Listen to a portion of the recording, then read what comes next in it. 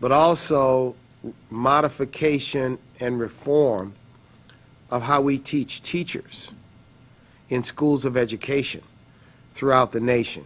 And changing curriculum and changing courses is a very difficult and challenging area. But we've got to start with where a teacher is prepared to teach. And then we've got to deal with veteran teachers or confront veteran teachers. But I also think that in that concept of professional development, listening to teachers and talking to teachers about the real challenges of how to get from point A to point B are very important.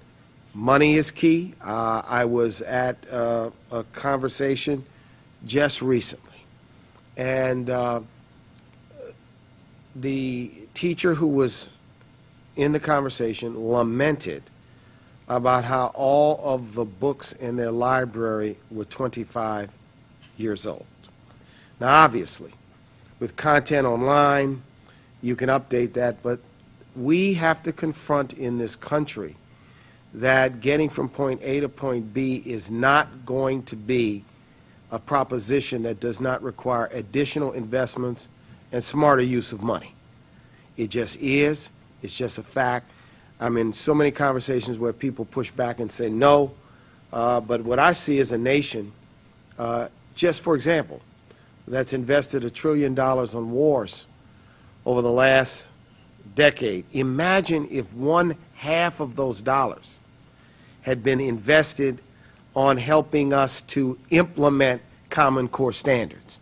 Where might we be? So at the end of the day, the larger discussion I hope we can engage the business community and others in is what should be the priorities of the nation in the next 25 years. Is it this? Is it preparation of the workforce to compete in the 21st century? I say it is, but we need more people out there who are going to help the priority setting at the national level so that this conversation is not a conversation of just educators. It's not just a conversation of a handful of business people who get it, that it's a much broader conversation. Other comments on this? I agree with everything Mayor Morial just said, except that, well, not except. I want to add that it's going to get worse before it gets better.